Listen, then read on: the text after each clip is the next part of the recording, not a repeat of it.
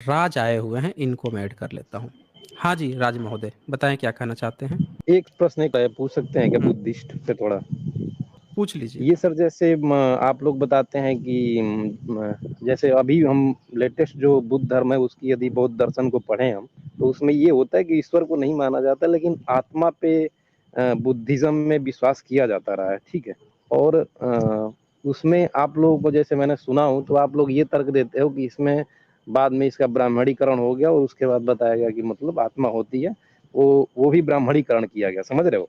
तो उसमें क्या है कि बुद्धिज्म में तो आप मान रहे हो कि ब्राह्मणों ने इसको अमेंडमेंट कर दिया इसका, ठीक है। लेकिन यदि वही चीज हिंदुइज्म में कोई कहे कि इसमें अमेंडमेंट कर दिया अंग्रेजों ने, वो आप लोग विश्वास नहीं करते हो, लेकिन उसमें जरूर विश्वास कर लेते हैं आप लोग कि हाँ, यदि कुछ भी दिक्कत है तो आप उसको सीधे सीधे आप बता देते हो कि इसका ब्राह्मणीकरण किया गया है, जबकि उसमें सीधे सीधे यह भी कहा गया कि बुद्ध ईश्वर को नहीं मानते थे। तो यदि ब्राह्मणों ने कुछ किया होता तो ब्राह्मण ये भी बता देते कि बुद्ध ईश्वर को मानते हैं, लेकिन नहीं मानते थे, इसलिए नहीं मानते थे। आत्मा को मानते थे, ओके, आज तक हम ओके पता है राज कि जी, हाँ आपका आत्मा। आपका प्रश्न मैं ले लिया।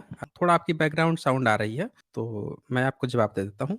आपका ये कहना है कि बुद्ध मार्ग में ईश्वर को नहीं मानते हैं, आत्मा को मानते हैं। दरअसल आप कन्फ्यूज़ हो गए हैं जैन मार्ग से। बुद्ध मार्ग जो है, उसमें मरने के बाद कोई अस्तित्व नहीं माना जाता है, इसमें कोई आत्मा नहीं होती। जैन मार्ग ईश्वर को नहीं मानता है, बुद्ध मार्ग ईश्वर को नहीं मानता। बुद्ध मार्ग कहता है सब चीज़ क्षणिक है, खत्म हो जाएगा। और जैन क्या कहते हैं कि मरने के बाद से भी कुछ चीज़ें बची रहती हैं, उसी को आत्मा आगे डेवलप किया गया है, उसी को बताया गया है। उसने कहा कि कुछ चीज़ें स्टेबल हैं और बौद्ध मार्ग ने कहा कुछ भी स्टेबल नहीं है, सब चीज़ नहीं सर, सर्टेन जैन है। ने तो क्लियर कट तो मना किया है आत्मा के लिए। नहीं, आपको नहीं पता है ना, यही तो चक्कर है राज जी, आपको नहीं पता, आप उल्टा कह दिए। आप उल्टा कह दिए, जैन मार्ग जो है वो पुनर्जन्म मानते हैं, वो आत्मा मानते हैं।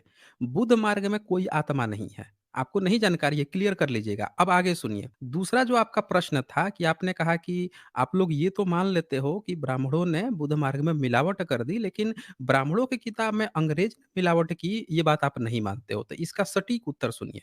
बुद्ध मार्ग की किताबें जब भारत में 12वीं-13वीं सदी तक जब चीज़ें खत्म हो रही थी, बुद्ध मार्ग का खत्म किया गया, तो बुद्धिस्ट जिंदा नहीं रहे कि उनकी किताबें आगे कैसे चलेंगी या उनकी चीज़ें कैसे भारत में आगे चलेंगी। तो उन किताबों पर अब जो आया शासक या अब जो लिखने पढ़ने वाला जो वर्ग आया, अब बाकी लोग को अनपढ़ बना दिया गया। लिखावट सिर्फ संस्कृत में जारी रही। बुद्धिस्ट के समय में पाली पाकित में थी, तो पाली पाकित में जब त्रिपिटक लिखे गए, सम्राट अशोक के सारे अभिलेख लिखे गए, तो सब लोग पढ़ते थे, देखते थे। लेकिन आगे जब संस्कृत कंटिन्यू रहा तो पब्लिक से काट दिया गया उस चीज को। अब जितनी भी पढ़ने लिखने की चीज थी वो सिर्फ और सिर्फ ब्राह्मण वर्ग कर सकता था। अब बुद्धिस्ट रहे नहीं कि पाली प्राकृत में लिखते हैं, तो उनकी भी किताबें लिखनी पड़ी उस लैंग्वेज में, संस्कृत में। और जब संस्कृत में उन्होंने लिखी तो अपने हिसाब से लिखी। अगर अभी भी कोई व्यक्ति वहां पे होता बुद्धिस्ट और वो भी अपनी चीजें पाली में ही लिखते आते तो नहीं मिलावट होती पाली वाले में। लेकिन यहाँ पे क्या हुआ, उन्होंने उसको लिख लिया किसमें, संस्कृत में।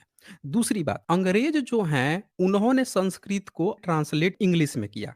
तो आप ये कह सकते हैं कि जो अंग्रेजों ने मिलावट की बात की होगी या कुछ चीज गलत लिखी होगी, अपने इंग्लिश में लिखा होगा। भाई हम संस्कृत से हम हिंदी में किए हैं तो उसमें कोई गड़बड़ी नहीं है, क्योंकि ये हमारी चीज है, हम कैरी कर रहे हैं और हम जिंदा हैं, खत्म नहीं हुए हैं कि इनकी चीजों को ही खत्म हो गए हैं, अंग्रेज आया अपने हिसाब से लिख के लेके चला गया, ऐसा नहीं। ये भी जिंदा है और अपनी चीज पैरेलल में ला रहे हैं। तो इनमें कोई मिलावट इसीलिए नहीं मानी जाती है, सारा चीज माना जाता है कि ब्राह्मणों ने ही अपना लिखा करा धरा है। लेकिन बुद्धिस्ट की कोई प्रजाति ही नहीं बची वहां पे। इसीलिए इनकी चीजें जब बुद्ध चरितम अंग्रेज आए तो ब्राह्मणों ने नहीं बताया कि भाई नालंदा यहाँ विश्वविद्यालय था, यहाँ पे तक्षशिला विश्वविद्यालय था, कुछ भी नहीं बताया इन्होंने। ये भी नहीं बताया कि विदेश से यहाँ पे आके पढ़ने लोग आते थे। इन्होंने उनको रामायण बताया, महाभारत बताया। अंग्रेजों ने जमीन खोदी तो यहाँ से तक्षशिला निकल रहा है, यहाँ से नालंदा निकल रहा है, यहाँ से विक्रमशिला निकल रहा है, तेल्हारा निकल रहा है, पता नहीं कि क्या क्या चीजें निकल रही हैं। तब पता चला अंग्रेजों को कि नहीं, यहाँ कोई दूसरी सभ्यता थी, ये तो झूठ बोल रहा था। तब इनकी चोरी पकड़ी गई उल्टे। तब सम्राट अशोक के अभिलेख मिले, कह रहा है संस्कृत में लिखा होगा, संस्कृत यहाँ की पुरानी भाषा है,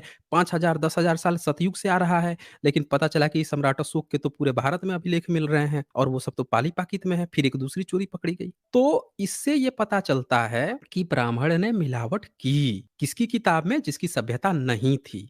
मिलावटें तभी होती हैं। इस्लाम में कोई क्यों नहीं मिलावट कर सका, क्योंकि उनकी सभ्यताएँ ज़िंदा रही। ईसाइयत भी कहता है कि यह नहीं मिलावट हुई, क्यों? क्योंकि उनकी सभ्यताएँ ज़िंदा रही। ब्राह्मण की भी सभ्यताएँ ज़िंदा रही तो नहीं मिलावट हुई। मिलावट किसमें हुई? जिसकी सभ्यता नहीं ज़िंदा रही, जो बुद्ध मार्गित हैं। वो नहीं रहे, उनके लोग अनपढ़ बना दिए गए, इसीलिए इनका कोई देख-रेख करने वाला नहीं था, अपने हिसाब से परोसा गया। ये आपका उत्तर था राज जी।